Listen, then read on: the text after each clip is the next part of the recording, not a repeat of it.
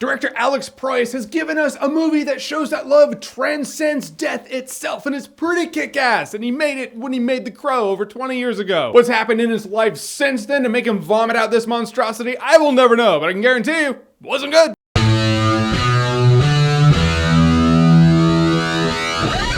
Gods of Egypt. So Gods of Egypt is a really huge movie about Egyptian mythology, and the gods exist, they're real, and they live among the humans. They're twice the size of humans. They're really huge, they're really hard to kill, they're badasses. Then Gerard Butler kills his brother and becomes king, and then Horus, played by Kingslayer from Game of Thrones, gets his eyes gouged out, and then this 99-cent version of Aladdin. All right, time out. I'm getting bored fucking shitless even talking about it. Want to know the plot? Go watch the movie. You're not going to after this, so don't even worry about it. Watch that wreck of a trailer, I'll save you some time. Seriously, this movie was a mess from start to finish. When the 99-cent GoBot version of Aladdin hopped into his girlfriend's chamber and started talking, I was like, something is very wrong. The dialogue was clunky, it was awkward, and it's gonna plague the movie throughout. Then boom, a coup happens before you're even attached to anything. And then Aladdin-ish has to save the day with the help of Horus. First of all, let's talk about what I liked about the movie. Big pretty things! All right, well that's done, because that's it. I thought the Egyptian shit and all its huge scale glory was pretty cool looking. CGI to death, for sure. Was all the CGI good? Nope, but it was pretty neat sometimes. All right, so let's dissect the body of the rest of it. This movie was tonally unbalanced and the pacing was shit. I mean, there's a scene pretty near the beginning, there's another scene also in the movie where Aladdin-ish has to solve these puzzles. And by puzzles, I mean they're like death traps. Think the end of Indiana Jones and the Last Crusade, but in a couple different parts of this movie. Whereas Indiana Jones and the Last Crusade did it better because they built the tension, the audience was involved. It's like, ooh, what's the puzzle? How do we do it? Oh my gosh, I'm biting my nail. This movie's like, oh, puzzle,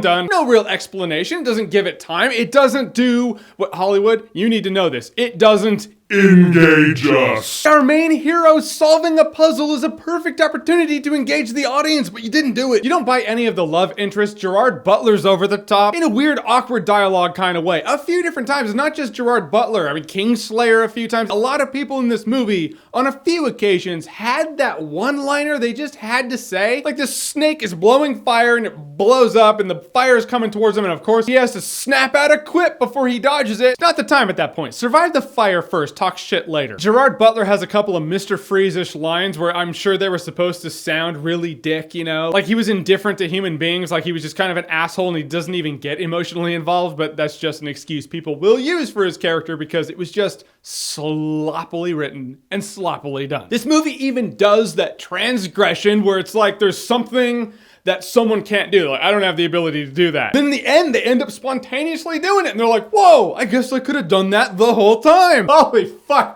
Oh my God. How is that not just the worst thing a movie does? All right, I can think of worse, but it's up there. I mean, the biggest bummer about this movie is it's Egyptian mythology. It's pretty lush, it's pretty thick. It could have been a pretty sweet movie. And in the end, you had this boring slog fest of this god and this mortal going on their quest with big CGI, huge scope, and clunky ass action. Oh my God, I didn't even talk about that shit. There's this action scene where you can tell it was just like, hey, Jamie Lannister, make a pose. There, yeah, perfect. All right, do another one.